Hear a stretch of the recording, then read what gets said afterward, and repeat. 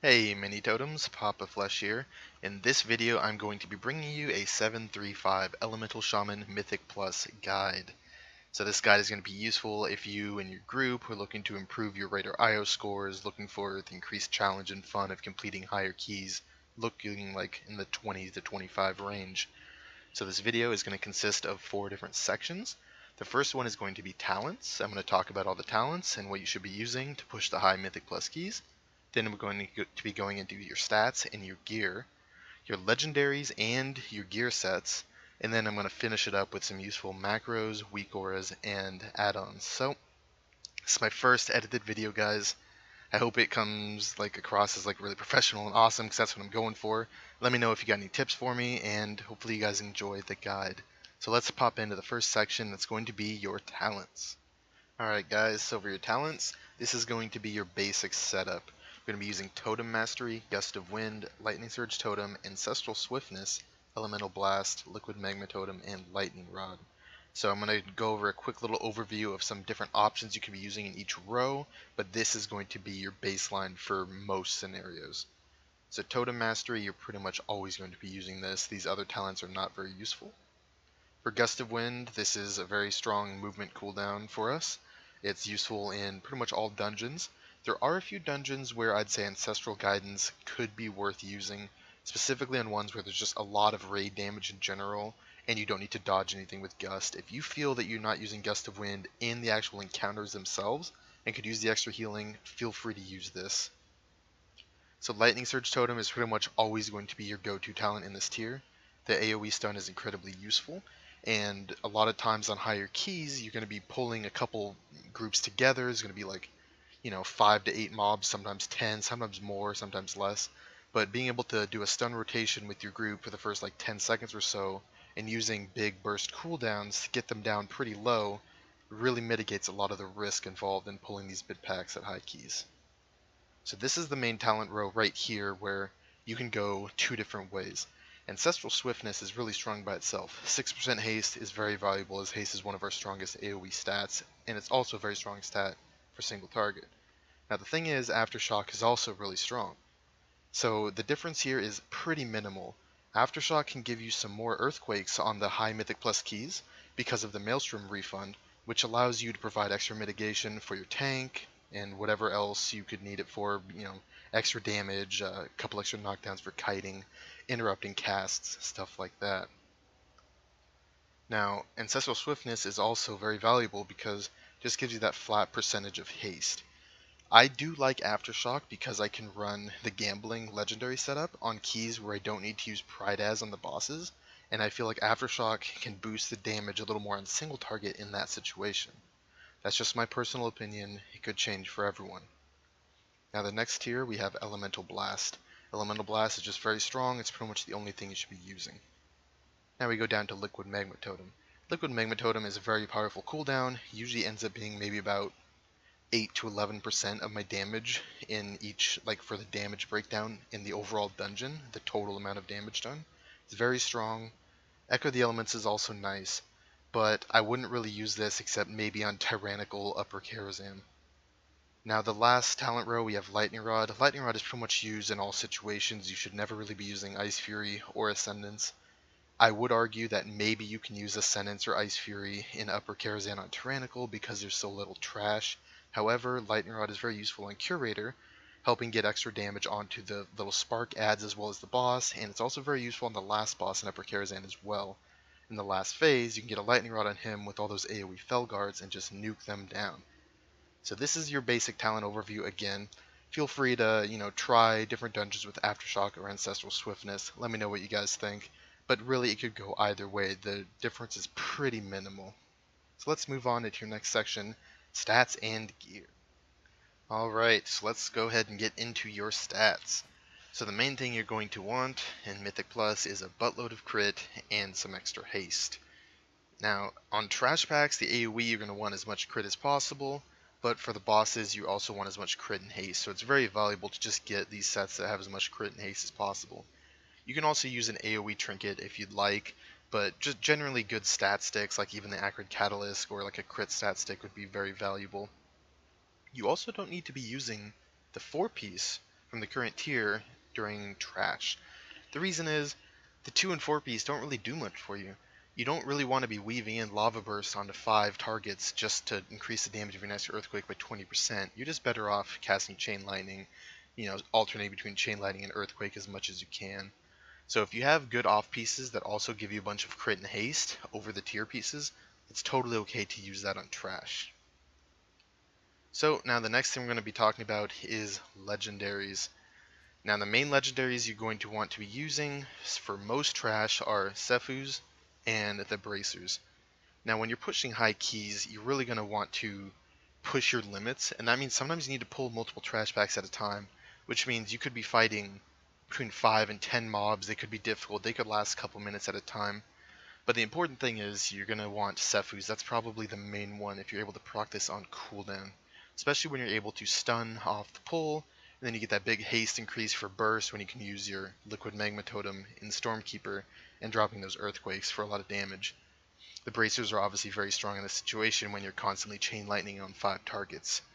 But for bosses, you're going to want to be using different legendaries. I have here 9 different gear sets that I use, swapping between different bosses and trash and stuff like that, and I actually have them set up on this little scroll wheel right here, and I'll talk about this wheel in a little bit. It is an add-on that gives me the ability to do this. So maybe for bosses I might use Gamble Single Target. That's what I call the spec. That's what I usually use in raids as well.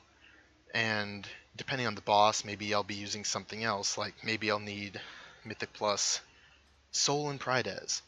Because you're using the talent Liquid Magma Totem, getting Echo the Elements from Soul of the Farseer legendary is really strong in single target and gives you very good sustain.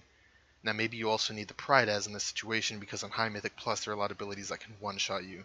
There's pretty much something in every single dungeon that can one-shot you that isn't avoidable, that you're going to need to be able to tank, whether it be through Astral Shift or it be through a healer cooldown. You're going to need to communicate with your group and know what you need to survive in those situations. So my different gear sets that I have a single target build. That's just gambling. I also have the Sephuz and Bracer for big trash bowls. I have the gambling shoulder build. I don't really use this all that much in Mythic Plus, but it's just a gear set I have regardless. So like I mentioned before, I have the Soul of the Farseer and Pride as. This is a great one to use on those bosses where you just need that consistent damage and the ability to survive. I also have one with Pride as and a Sephuz just for those bosses, like the one on the right in Arcway, where he's constantly casting things and you can interrupt and proc your Sephuz on cooldown. To me, I feel like that is stronger than using Soul of the Farseer. And I also have the Pride as equipped for this one, for those that I need it for. So this is a very strong one when running Ancestral Swiftness in particular. I have the gloves, and I have the Soul of the Farseer. Now, in situations where I can use this and I'm using Ancestral Swiftness, I will pretty much always use this. If I'm using Aftershock instead of Ancestral Swiftness, I would probably go more towards the single target gambling spec because you're already running Aftershock. It makes it much more valuable. I also have a gear set for Soul and Sephuz on the bosses that I don't need Pride as, so I can get that constant damage. I have the gloves and Pride as, cool little sets here, and I also have a survivability set, which because I do not have the avoidance cap of 20%, which is something you're going to want to go for, this build gives me a lot of versatility and lets me survive much higher amounts of damage. Now again, I do not have any, so I cannot show you, but if you have an avoidance set, there is a cap of 20%, and the avoidance can really help you survive some of the big damaging abilities on high Mythic Plus bosses. Again, you're going to need this because you don't want to be burning battle reses just because you can't survive abilities that are undodgeable. Alright, so that pretty much goes into all the detail we need for the stats and gear and legendaries. For the gear sets, you really want to make sure that you are swapping even in between some trash pulls. Like on some you might want your big AoE, but in some situations, for example, if you're fighting the Seers that cast a prophecy in Arcway, for example, you're probably going to want like maybe Soul and Gloves or something like that, so you can get your single target damage out with Lava Burst and maybe Glove proc because they can last for quite a while. Another thing to keep in mind, you can also use Pride as, but in that specific situation that I mentioned, you can outrange the prophecy or you can LOS it, so Pride as may not be necessary.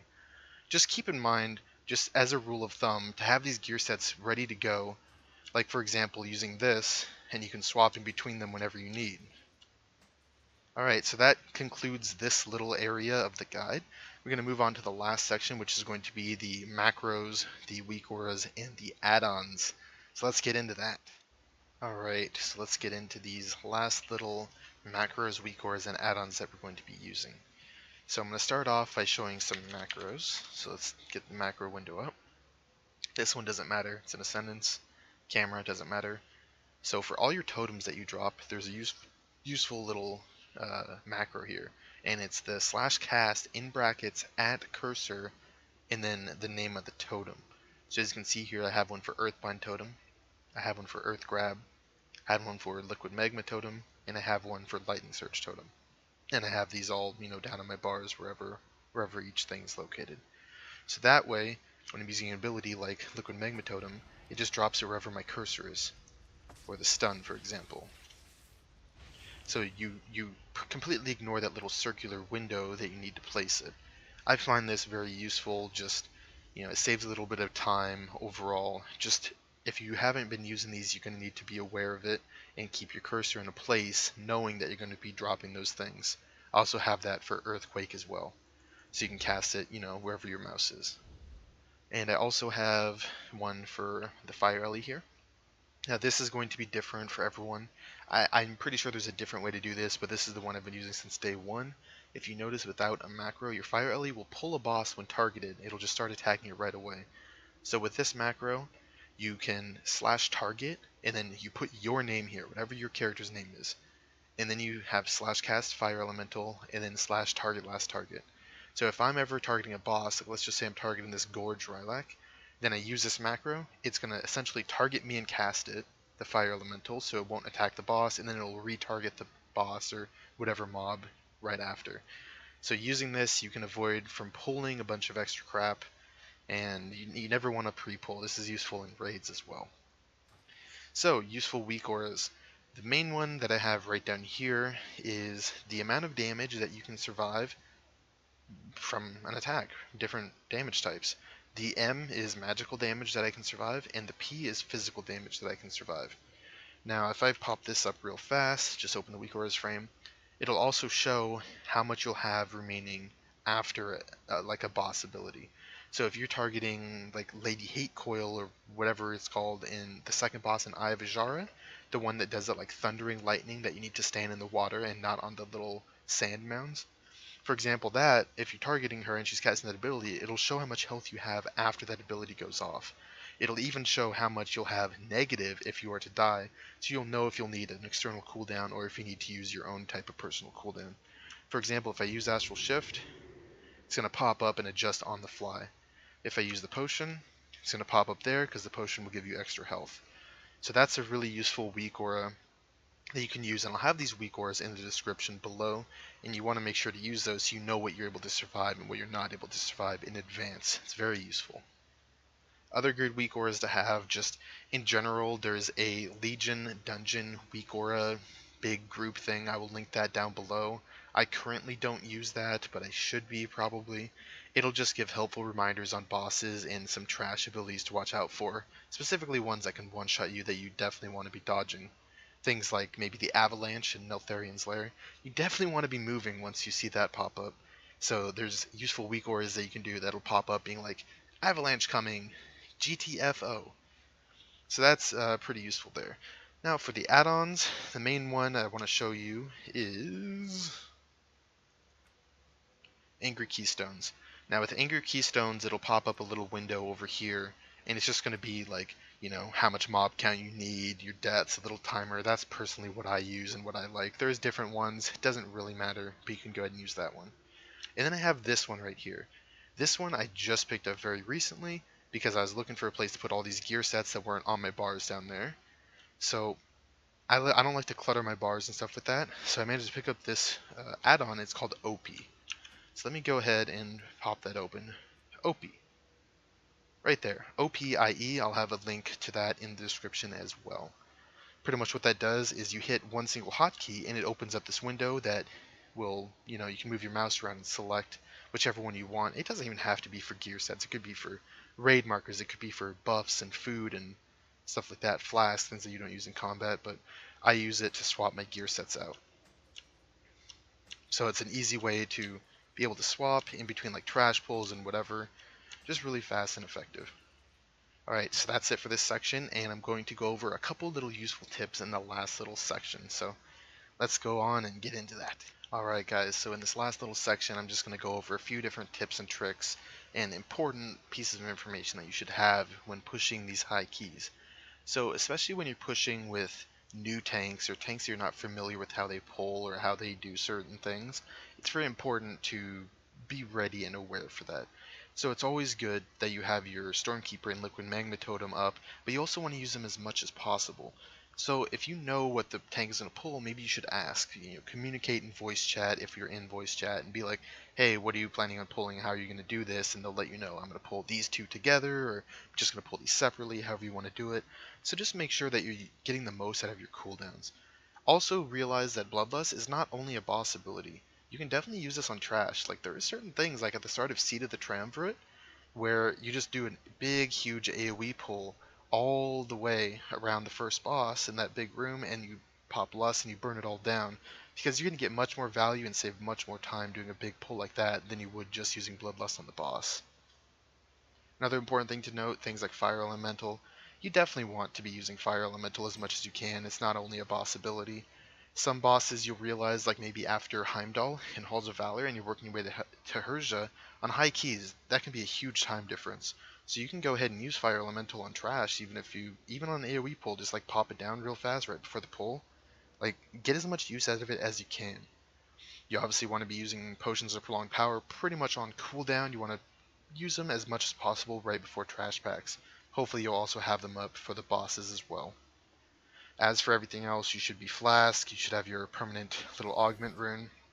There are feasts right here. The best food for Mythic Plus is a sugar crusted fish feast. They are very expensive, but they give you 1% versatility, which comes out to more stats than a normal food would. At least if you're not a panda, because I think it just still gives you 1% if you're a panda.